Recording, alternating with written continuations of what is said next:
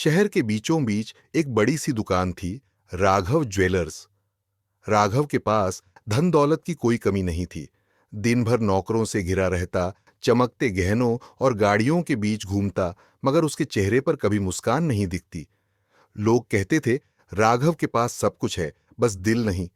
एक दिन दोपहर के वक्त जब बाजार में सन्नाटा था और हवा में धूल उड़ रही थी, एक बूढ़ा फटे कपड़ों में लिपटा आदमी उसकी दुकान के बाहर आया। उसके पैर नंगे थे, चेहरा थकान से झुर्रियों में डूबा हुआ। वह बोला, बाबूजी, 2 दिन से कुछ खाया नहीं, बस एक रोटी दे दीजिए, भगवान आपका भला करेगा। राघव ने ऊपर से नीचे तक उसे देखा और फिर बोला, यहां सोना बिकता है, भीख नहीं मिलती, चल आगे बढ़। लोग हंसने लगे। बूढ़ा कुछ नहीं बोला, बस सिर झुकाकर बोला, समय सबका बदलता है बाबूजी, और धीरे धीरे चला गया। एक रात राघव दूसरे शहर से वापस आ रहा था। अचानक ऐसा तूफान आया जैसा शहर ने सालों से नहीं देखा था। बिजली कड़क रही थी, आसमान फट रहा था और पानी सड़कों पर नदियों की तरह बह रहा था। राघव की कार पानी में फंसकर खराब हो गई। वह किसी तरह बाहर निकला, पर बारिश थमने का नाम नहीं ले रही थी। आसपास सब अंधेरा था, कहीं पनाह नहीं मिल रही थी। काफी भटकने के बाद उसे दूर एक पुराने खंडहर से धुएं की लकीर दिखी। वह भागता हुआ वहां पहुंचा। अंदर एक टिमटिमाती आग जल रही थी।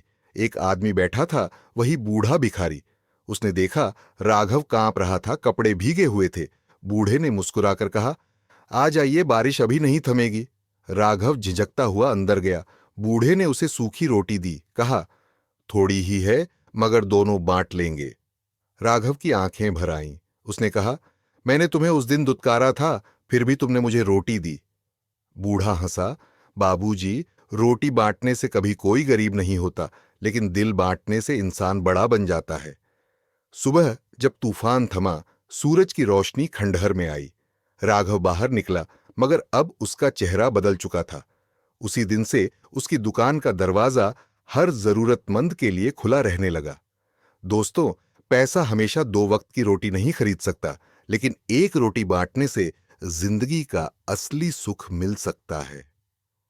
दयालुता में वो ताकत है जो अमीरी को भी विनम्र बना देती है और दिल को इंसान बना देती है।